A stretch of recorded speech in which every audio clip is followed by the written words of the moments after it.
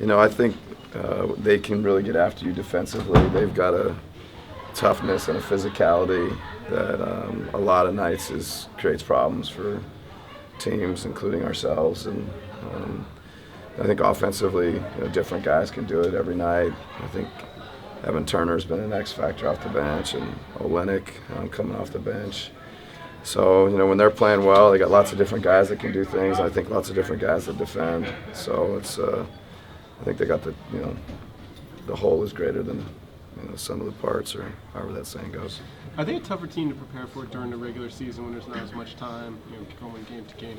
Yeah, no, I mean the way they cut and screen and move the ball and multiple actions and all the DHOs. I think they're unique in the way they play, and I think there is a level of preparation, or it makes it harder to prepare. Yes. You guys were able to have success over them last time. What did you really see from your team that night? I thought we were pretty aggressive that night on both ends of the court, and I thought we handled their aggressiveness on the defensive end, and were able to get some good opportunities. And so you just have to be prepared for that kind of aggressiveness, and you have to match it or surpass it.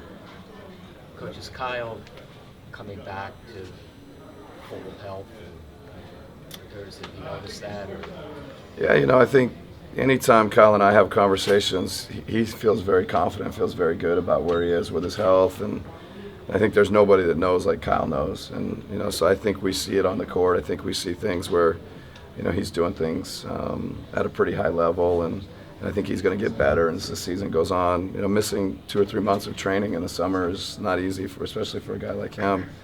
But I think the feedback from him, most importantly, is very good. And I mean, he does so many things for us, while he's on the court. So he looks good to us.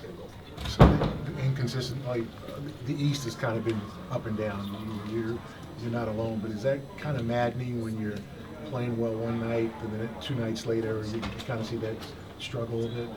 Yep, that's a good word.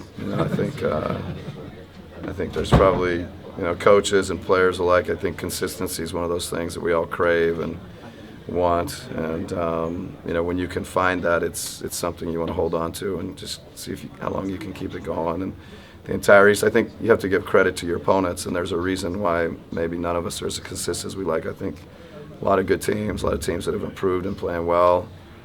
But I think when you look at yourself, you just don't feel like, at least in our case, that we've been as consistent as we'd like to be and need to be. Did you see the conference getting a little more competitive, going about a third of the way in, and things like 10 teams have winning records now? Did I see that kind of coming into the season? Do you think it'd be this Yeah, I don't know. I think I spend so much time on ourselves. I really don't spend that much time on the rest of the league or the rest of the conference and all that. So I'm really probably the wrong guy to answer, which is strange. Are you a coach that doesn't ever look at the standings, you kind of day by day, or do you look at it and say, okay, we go on a little wing streak, we're right up there in the 2 seed potentially? No, I would be one of those guys that doesn't really look at the standings, but it's been brought up to me so many times in these media scrums that I've looked, and it's pretty unique to have whatever it is, 8, 10 teams within a game or 2 of each other, and I don't recall ever being in that kind of parity with 10 different teams. So it's I'd love to be the team that goes on a 6-game, 10-game, whatever, 2-game winning streak. Do you find teams are, I'm not saying the target is on your back, do you find teams react to you differently this season as opposed to where that started happening in the second half of last season?